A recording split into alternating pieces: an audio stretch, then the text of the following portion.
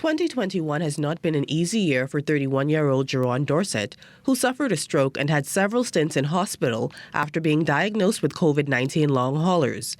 That and its accompanying ailments led to him using a walker for mobility. But now he is facing a new fight after doctors found a brain tumor they believe began growing at the time of his stroke. Now confined to a wheelchair, Dorsett needs more than $80,000 for a life-changing surgery. My walking and mobilization has regressed, so that inspired the doctors in Nassau to take another MRI and see that something else was wrong. And then we also went to the Cleveland Clinic in Florida to get a second opinion because we were just ruling out things in Nassau. And then when I came across here, they found that I had a tumor by looking at another close and a different type of MRI. That surgery is scheduled for next Thursday, but Dorsett needs $50,000 by Friday. The surgery will also shed light on whether the tumor is benign, malignant, or aggressive, but until he has the procedure, his life is in limbo. It's a scary ordeal because I know what the ramifications of tumors are like, especially brain tumors, but I'm just waiting for results so I can know how to move next.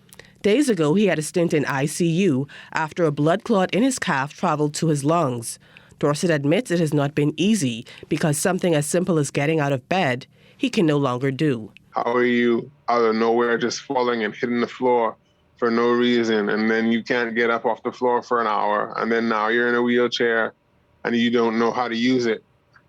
And then you can't control the things that you once can control. And the walker doesn't even work anymore that I used to have because I fall down with that as well. Still, he tries to stay positive and is hopeful he will make a full recovery.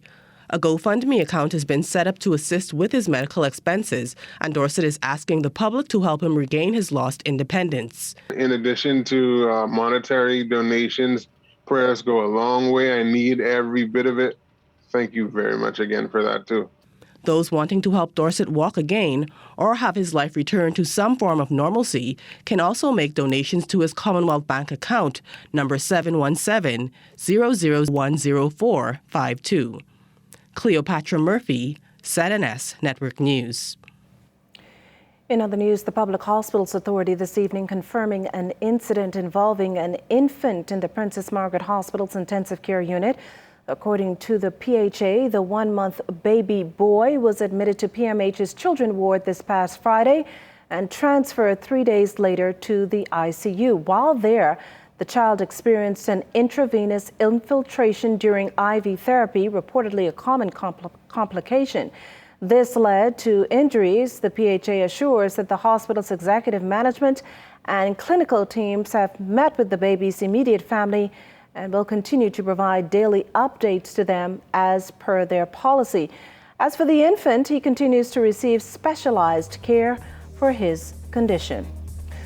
Well, still to come, the police force has itself a new deputy commissioner of police. And remember to tune in to the morning edition with LaDawn Davis and Charles Fisher at 7 o'clock weekday mornings. We also have news updates at every hour starting at 2 p.m. You can then watch the Bahamas Tonight, the Northern Edition, at 6:30 and the National Report live at 7 p.m. All right here on the ZNS Network. This portion of the news is brought to you by Sun Oil Limited Shell, fueling journeys that matter.